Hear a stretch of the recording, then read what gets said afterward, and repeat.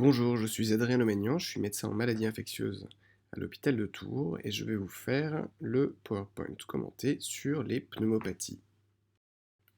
Les objectifs de ce cours seront d'abord de différencier infections respiratoires hautes et infections respiratoires basses, et au sein des infections respiratoires basses, de différencier bronchite et pneumonie. Ensuite, il faudra pouvoir citer les principaux agents infectieux des infections respiratoires basses.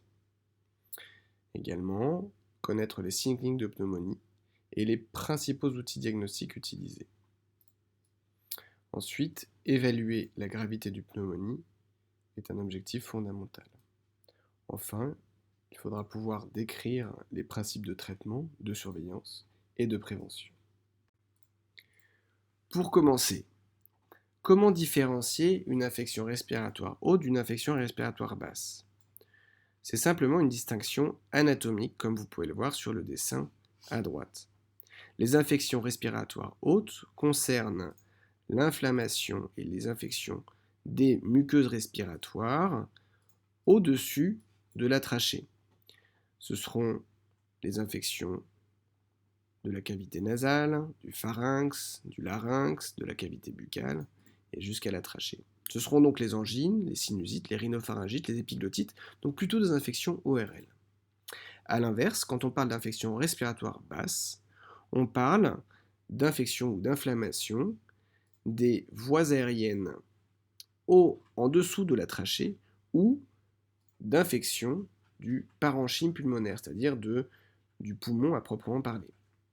On parlera de bronchite pour les inflammations des bronches et de pneumonie ou pneumopathie infectieuse pour l'infection du poumon.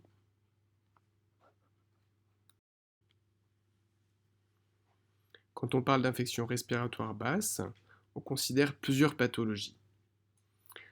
La plus grave, la moins fréquente, est la pneumonie ou pneumopathie infectieuse. C'est en fait une infection, en général bactérienne, du tissu pulmonaire et ou des alvéoles pulmonaires. Elle est potentiellement grave, et c'est pour ça que c'est la plus importante à connaître. Au-delà de ça, il y a les bronchites, pathologie excessivement fréquente. C'est une infection des bronches sans atteinte du poumon, du parenchyme pulmonaire, c'est-à-dire une atteinte uniquement du conduit d'aération des poumons. C'est une infection qui est toujours virale. En revanche, elle peut favoriser une surinfection bactérienne dans de rares cas. Et dans les infections respiratoires basses, on parlera aussi d'exacerbation de bronchopneumopathie chronique obstructive ou BPCO. Cette maladie chronique des poumons est en général liée au tabac et correspond à une inflammation chronique des bronches qui peut évoluer avec des épisodes aigus de surinfection ou d'inflammation aiguë qui sont des exacerbations aiguës qui vont parfois décompenser la maladie. Les micro-organismes responsables d'infections respiratoires basses dépendent du type d'infection. Pour les pneumopathies infectieuses ou pneumonies, ce seront principalement des bactéries responsables d'atteintes du parenchyme pulmonaire, au premier chef desquelles le pneumocoque ou Streptococcus pneumoniae, qui est à la fois responsable des formes les plus fréquentes mais également les plus graves. D'autres bactéries peuvent être responsables de ce qu'on appelle des pneumonies atypiques, notamment Mycoplasma pneumoniae. Enfin, la légionnelle peut être responsable de pneumopathie très grave et sera donc à considérer en cas de pneumopathie avec signe de gravité. Mais il faut savoir que des virus, la grippe notamment, peuvent également donner d'authentiques atteintes du parenchyme pulmonaire. Enfin, chez l'immunodéprimé, de multiples micro-organismes peuvent être responsables de pneumopathie infectieuse, mais ne seront pas détaillés ici. A l'inverse, quand on parle de bronchites, elles sont exclusivement liées à des virus respiratoires. La grippe en fait partie, mais il y a de nombreux autres virus potentiellement impliqués. Rarement, ces infections virales peuvent se surinfecter par une bactérie secondairement. Les exacerbations de bronchite chronique, c'est un peu différent. comme c'est une acutisation d'une maladie chronique, elles peuvent être infectieuses, liées à des virus, rarement des bactéries, mais elles peuvent également être liées à des causes non infectieuses, notamment toxiques.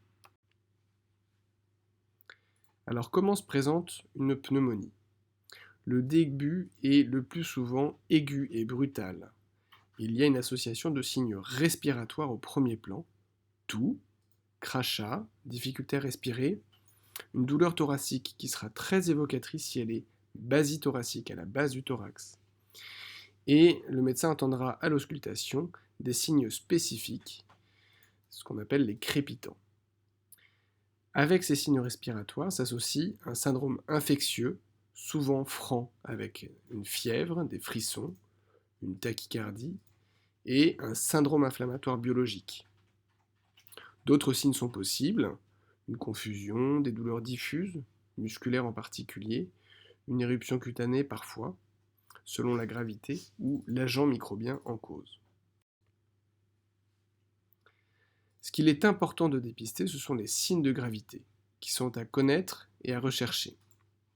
En effet, la pneumopathie infectieuse peut très rapidement se compliquer et entraîner au choc septique, voire au décès. Les premiers signes de gravité sont les signes respiratoires. Une polypnée, à plus de 30 par minute, est inquiétante. Une cyanose, coloration bleue des extrémités, ou une saturation au doigt à moins de 90% sont des signes de gravité. De même, une toux inefficace avec encombrement sont à risque de complications.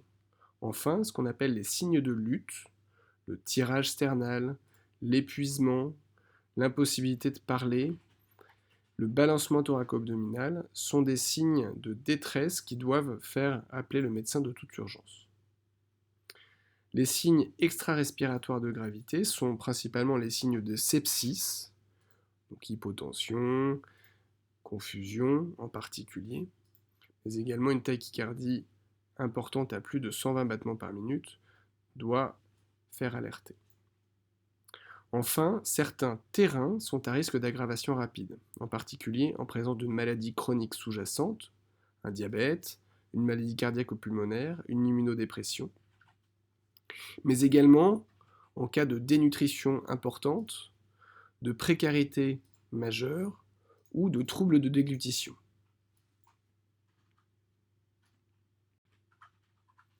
Comment confirmer le diagnostic? Ce sera la plupart du temps avec une radiographie pulmonaire, ou en tout cas une imagerie. Le scanner est parfois utilisé, il est plus précis, mais il n'est utilisé que dans certains cas particuliers, notamment en hospitalisation. Afin de documenter l'agent infectieux, on réalisera également des prélèvements microbiologiques. Attention, ceux-là ne seront proposés qu'en cas d'hospitalisation. En effet, dans la majorité des cas, on ne retrouve pas l'agent responsable de la pneumonie. Il sera à rechercher surtout en cas de signes de gravité ou de signes nécessitant une hospitalisation. On pourra alors réaliser des hémocultures, un examen des crachats si le patient présente des expectorations, une aspiration nasopharyngée pour réaliser de la biologie moléculaire, ceci est détaillé dans le cours sur la grippe. Et dans certains cas, notamment en cas de gravité, on fera une recherche de marqueurs urinaires d'infection. Ce sont les antigénuries, pneumocoques et légionelles en particulier. Afin d'estimer la gravité, en cas de suspicion de forme grave, on pourra réaliser également, en plus des examens sanguins habituels, une gazométrie artérielle, un gaz du sang, avec dosage des lactates. Voici une radiographie pulmonaire normale.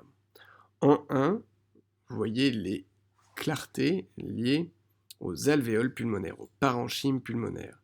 C'est le poumon à proprement parler.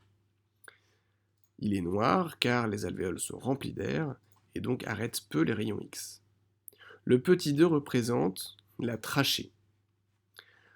Le petit 3 représente les deux îles pulmonaires. Le île pulmonaire est l'endroit où se regroupent les grosses bronches et les gros vaisseaux pour aller vers la trachée et le cœur respectivement. Le cœur est représenté par le petit 4. Et le petit 5 représente les coupoles diaphragmatiques, le diaphragme faisant la séparation entre le thorax et l'abdomen, et étant ce muscle permettant d'assurer la soufflerie respiratoire. Voici à l'inverse une image de pneumonie. On voit que tant sur le poumon droit que sur le poumon gauche, on observe des opacités blanches qui correspondent à une inflammation du poumon. Ceci est typique d'une pneumopathie infectieuse lobaire bilatérale. Voici un autre exemple d'infection pulmonaire, bien plus rare, où vous pouvez voir au sein de l'opacité blanchâtre comme un niveau liquidien. Ceci est précisé sur le scanner étant donc bien plus précis et permettant de voir bien plus précisément les atteintes, et nous révèle la présence d'un abcès pulmonaire qui a compliqué une pneumonie.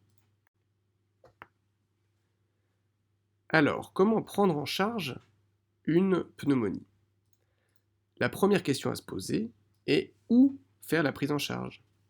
Une hospitalisation sera nécessaire en cas de signe de gravité ou terrain à risque d'aggravation. Sinon, la plupart du temps, le traitement pourra se faire en ambulatoire. À partir du moment où le diagnostic de pneumonie a été évoqué, l'évolution pouvant être sévère en l'absence de prise en charge spécifique, des antibiotiques seront toujours indiqués.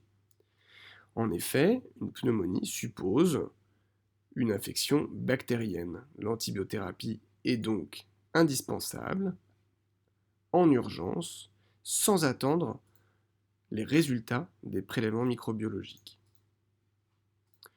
Comment prendre en charge les complications? En cas de désaturation, d'hypoxémie ou de difficultés respiratoires, une oxygénothérapie sera nécessaire. Attention, il ne faut jamais laisser désaturer. En cas de nécessité d'oxygène importante, il sera indispensable d'appeler le médecin rapidement. En cas d'hypotension, une perfusion de grand volume de sérum physiologique sera nécessaire. L'antibiothérapie est habituellement de 5 à 7 jours, parfois étendue jusqu'à 10 jours. Elle sera orale ou intraveineuse selon la gravité, l'état de conscience, la capacité à avaler. Elle sera adaptée aux germes suspectés. Le germe le plus fréquent étant le pneumocoque, en général, l'antibiotique couvrira ce germe. On aura de l'amoxicilline principalement, parfois l'augmentin peut être utilisé ainsi que la ceftriaxone.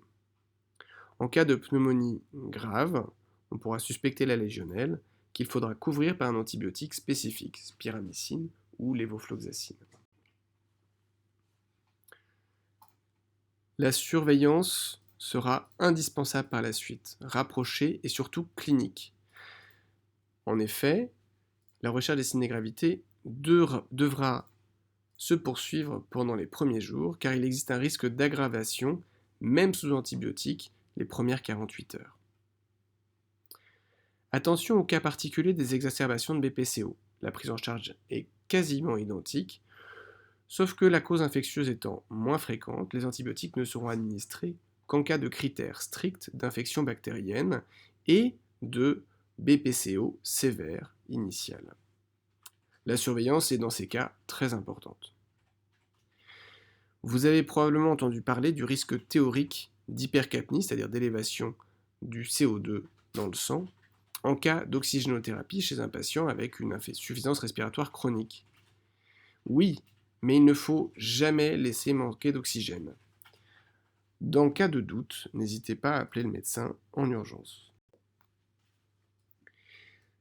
Il existe des moyens de prévention des pneumonies, principalement la vaccination. La vaccination anti-pneumococcique permettra de couvrir l'agent le plus fréquemment responsable. 2 vaccins sont disponibles chez l'adulte, le Prevnar 13, qui est un vaccin conjugué, auquel on ajoutera le Pneumo 23, qui est un vaccin non conjugué, un peu moins efficace, mais qui permettra de renforcer l'activité du premier. Globalement, la vaccination antipneumococcique est recommandée et même obligatoire pour tous les nourrissons de moins de 2 ans, à raison de 3 injections. Elle est recommandée fortement pour tous les sujets à risque au-delà de 2 ans. Ce sont les immunodéprimés, les diabétiques, les patients présentant une maladie cardiaque, hépatique ou respiratoire. Et elle est également recommandée après tout épisode d'infection invasive à pneumocoque. Le deuxième axe de prévention est la vaccination antigrippale. En effet, la grippe se complique fréquemment de surinfections bactériennes et prévenir l'apparition d'une grippe peut également prévenir une pneumonie. Ce qu'il faut retenir, c'est qu'une pneumonie, c'est potentiellement grave. La connaissance des signes de gravité à rechercher est primordiale, sans oublier qu'il existe un risque d'aggravation initiale sous traitement. Il faut donc être vigilant et poursuivre cette surveillance pendant les 48 premières heures. Une pneumopathie infectieuse est potentiellement bactérienne et nécessitera des antibiotiques en urgence. A l'inverse, une bronchite est toujours virale et ne nécessitera jamais d'antibiotiques en première intention. La prévention repose principalement sur la vaccination des sujets à risque d'infection grave ou de complications et portera sur la grippe ou le pneumocoque. Je vous remercie.